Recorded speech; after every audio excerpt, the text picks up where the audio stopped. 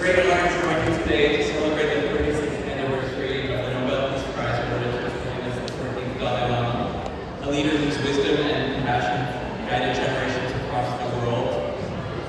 As we know, when he accepted the prize in 1989, he dedicated the prize not to himself, but to the cause of peace and the suffering of all people, including those who considered him their adversary. In doing so, he reminded the world that compassion is not weakness, it is moral strength. I think we know how hard compassion is these days. This message from 1989 is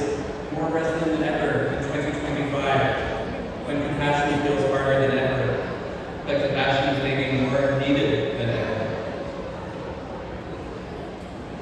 His Holiness's teachings have shaped not only the Tibetan people, but millions around the world who look to him as a moral compass in turbulent times.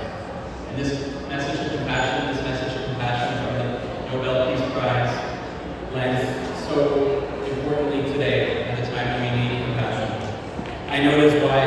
so many Canadians hold him in deep respect as an honorary citizen of Canada, one of only 6 honorary citizens that we have in Canada. I know from my colleagues, and there are a number of us sitting here today, that we try to live by that same spirit,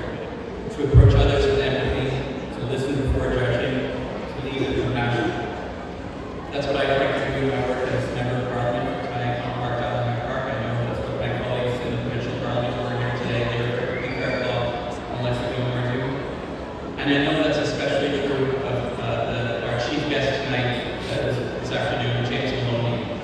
for 10 years has been listening to this community, advocating for this community, helping bring the things that you are seeing in this building to this community. And I have had the privilege of serving beside him in the last 8 months and gotten to know him and know how hard he works in Hon'ble on behalf of the Tibetan Canadian community. In fact, one of the things that he was deeply involved in that I also had the privilege of joining in was the welcoming of many community members here in his role as Provincial Friends of Tibet's Art Tibet Day on the Hill, and to support the call to proclaim 2025 as the Year of Compassion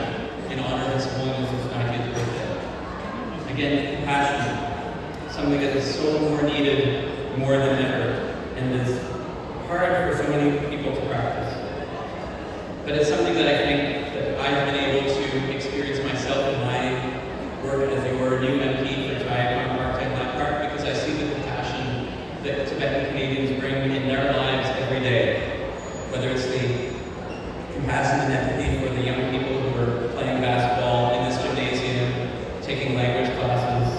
whether it's the work you do in the community as caregivers, educators, artists, entrepreneurs, community builders, faith leaders, and now, of course, there's a new generation of Tibetan Canadians who are entering the professions, entering the business, entering service in all kinds of other ways. I also want to thank the community for the opportunity to be hosting not only us, but so many Tibetan leaders in the last year, including Ama Japsun Pemela, who dedicated her life to Tibetan children's education, the sister of His Holiness, who came here this year,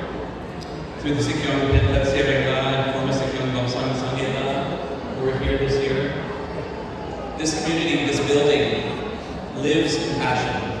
and I'm so pleased to be able to be that we have this compassion now represented through a new generation of leadership of this organization under the elected leadership of Deki Shukula, and just one example of the many examples of Tibetan women who are assuming leadership roles. As we celebrate this